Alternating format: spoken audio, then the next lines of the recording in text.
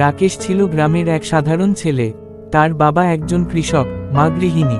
ছোটবেলা থেকেই রাকেশের জীবন কঠিন, স্কুলের ব্যাগের জিনিসপত্রের জন্যও প্রায়ই বাবা মায়ের সাহায্য লাগত। তবে সে পড়াশোনায় খুবই আগ্রহী ছিল, কিন্তু তার সমস্যা ছিল মনোযোগ ধরে রাখা। একবার বই খুললেই চোখে ঘুম চলে আসত, অন্যদিকে মাঠের বন্ধুদের সাথে খেলা করার ইচ্ছা তাকে টানত।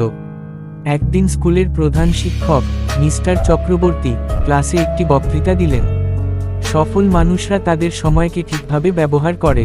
তারা জানে যে সময় কখনো ফিরে আসে না। যদি তুমি আজ একটু পরিশ্রম করো, কাল তুমি সাফল্যের স্বাদ পাবে। রাকেশ সেই কথাগুলো শুনে খুব অনুপ্রাণিত হলো, কিন্তু অন্যদিকে তার দুশ্চিন্তাও বড় ছিল। সে ভেবেছিল, আমি কি পারবো? আমার বাড়ির সমস্যা, খেলাধুলার ইচ্ছা, সব কিছুর মাঝে কি আমি পড়াশোনায় মন দিতে পারবো? একদিন সন্ধ্যায় রাকেশ এক ছোট্ট বই পড়ছিল। বইয়ে লেখা ছিল, যে মানুষ 1 ঘন্টা মাত্র দিনে পড়ে, 3 বছর পরে সে সবার চেয়ে অনেক দূর এগিয়ে থাকে। রাকেশ মনে মনে ভাবল, 1 ঘন্টা তো আমি দিতে পারি। পরদিন থেকে সে ছোট একটি পরিকল্পনা করল। প্রতিদিন রাতের 7টা থেকে 8টা পর্যন্ত সে শুধু পড়াশোনার জন্য সময় দেব। মোবাইল, বন্ধু এবং খেলাধুলা সব কিছু থেকে বিরতি।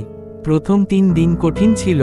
চোখে ঘুম, মন অন্য জায়গায়, সবই চেষ্টা করছিল তাকে থামানোর। কিন্তু সে হার মানল না।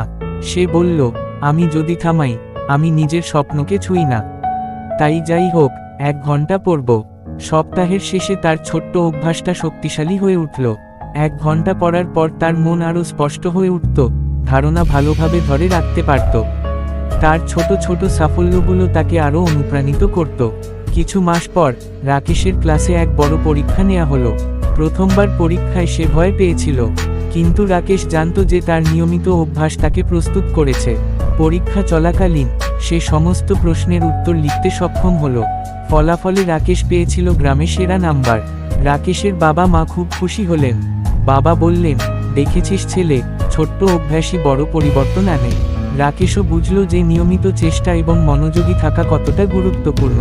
তারপর রাকেশ আরও বড় লক্ষ্য নির্ধারণ করল। সে ভেবেছিল সে একদিন ডাক্তার হবে। ডাক্তার হওয়ার জন্য পড়াশোনা আরও কঠিন, কিন্তু রাকেশ তার অভ্যাসকে আরও শক্তিশালী করল।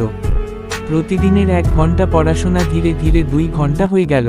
যখন মনে হতো ঘুম বা অবসাদ লাগছে, সে নিজেকে বলতো, একটি ছোট সিদ্ধান্ত আজ, বড় সাফল্য কাল। 1 বছর পর রাকেশ শহরের বড় স্কুলে ভর্তি হলো। নতুন পরিবেশ, নতুন প্রতিযোগিতা, সবই তাকে চ্যালেঞ্জ করল। কিন্তু সে হার মানল না। প্রতিদিন নিয়মিত অধ্যয়ন, ছোট লক্ষ্য এবং স্বপ্নের প্রতি দৃঢ়তা তাকে এগিয়ে নিয়ে গেল। শেষমেশ কলেজের পর সে মেডিকেল কলেজে ভর্তি হলো।